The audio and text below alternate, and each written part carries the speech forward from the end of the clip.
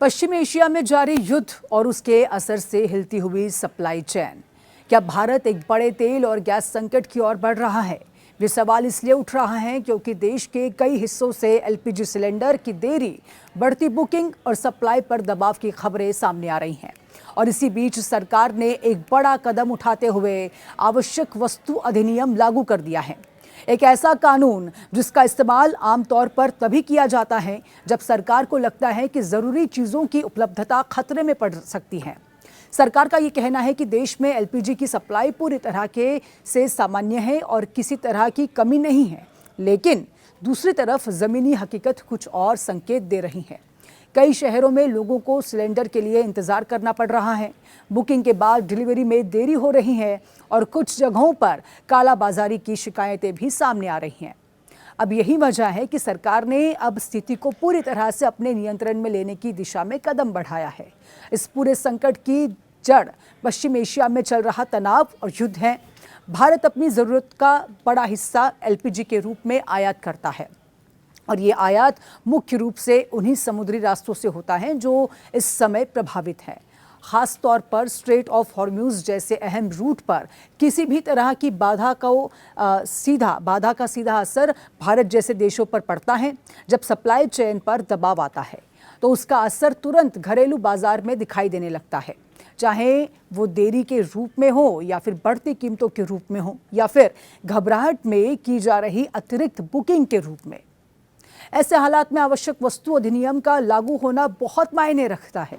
इस कानून के तहत सरकार को यह अधिकार मिल जाता है कि वो उत्पादन, सप्लाई, स्टोरेज और वितरण, इन सभी पर सीधा नियंत्रण रख सके। यानी अगर कहीं भी कोई भी व्यक्ति या फिर एजेंसी गैस सिलेंडर की जमाखोरी करता है, ज्यादा दामों पर बेचता है या फिर सप्लाई को रोककर कृत्रिम संकट पैदा करने की कोशिश करता है, तो उसके खिलाफ सख्त कार्रवाई की जा सकती है। ये कदम साफ तौर पर उन लोगों के लिए चेतावनी है जो संकट के समय मुनाफाखोरी करने की कोशिश करते हैं। सरकार ने तेल कंपनियों और रिफाइनरियों को भी निर्देश दिए हैं कि वे एलपीजी का उत्पादन अधिकतम स्तर पर बनाए रखें। जरूरत पड़ने पर अन्य गैस स्रोतों को एलपीजी उत्पादन की ओर डाइवर्ट करने के भी निर्देश दिए हैं ताकि घरेलू उपभोक्ताओं की जरूरतों को प्राथमिकता दी जा सके। इसके साथ ही बंदरगाहों पर भी आने वाले एलपीजी जहाजों को प्राथमिकता दी जा रही है ताकि सप्लाई में किसी तरह की रुकावट न आए। लेकिन सिर्फ सप्लाई बढ़ाना ही इस समस्या का स्थायी समाधान नहीं है और यही वजह है कि सरकार अब एक और बड़ा कदम उठा रही है। लोगों को एलपीजी से पाइप्ड नेचुरल गैस यानी कि पीएनजी की ओर शिफ्ट करने की अपील। सरकार का यह मानना है कि अगर शहरी इलाकों में ज्यादा से ज्यादा लोग पीएनजी का इस्तेमाल करने लगें तो एलपीजी सिलेंडर पर दबाव कम होगा और ग्रामीण तथा दूर दराज के इलाकों में रहने वाले लोगों को भी गैस की उपलब्धता सुनिश्चित की जा सकेगी। सरकार की ये रणनीति दो स्तरों पर काम कर रही है। एक तरफ तत्काल संकट को संभालना और दूसरी तरफ भविष्य के लिए एक स्थायी ढांचा तैयार करना। पीएनजी नेटवर्क के विस्तार पर जोर दिया जा रहा है, एक नए कनेक्शन तेजी से दिए जा रहे हैं और कई जगहों पर ग्राहकों को आकर्षित भी करने के लिए विशेष ऑफर और छूट भी दी जा रही हैं। ये सिर्फ एक अपील नहीं बल्कि एक दीर्घकालीन नीति का हिस्सा है जिसका मकसद देश की एलपीजी पर निर्भरता को धीरे धीरे कम करना है। हालांकि इस पूरे मामले में एक महत्वपूर्ण पहलू पैनिक भी है। जैसे ही लोगों को किसी संभावित कमी की खबर मिलती है तो वे ज़रूरत से ज़्यादा बुकिंग करने लगते हैं और इससे सप्लाई सिस्टम पर अचानक दबाव बढ़ जाता है और जो लोग वास्तव में ज़रूरतमंद हैं उन्हें भी देरी का सामना करना पड़ता है। सरकार लगातार लोगों से अपील कर रही है कि वो घबराए नहीं और ज़रूरत से ज़्यादा या फिर ज़रूरत के हिसाब से ही बुकिंग करे, ज़रूरत से ज़्यादा बुकिंग ना करे। इस बीच कालाबाजारी और जमाखोरी की खबरें भी सरकार के लिए सबसे बड़ी चिंता बन चुकी है। कुछ जगहों पर गैस सिलेंडर ऊंचे दामों पर बेचे जाने की शिकायत मिल रही है।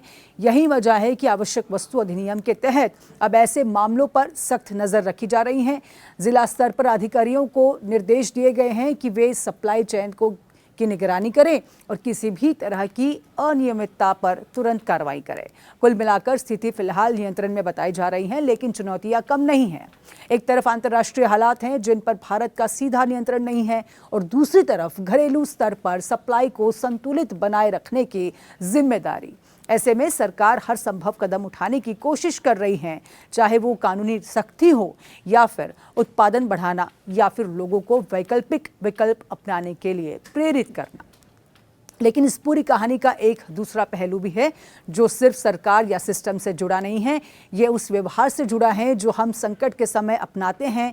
जब भी किसी ज़रूरी चीज़ की कमी या फिर आशंका होती है तो हम अक्सर ज़रूरत से ज़्यादा जमा करने लगते हैं, बिना ये सोचे कि इसका असर दूसरों पर क्या पड़ेगा।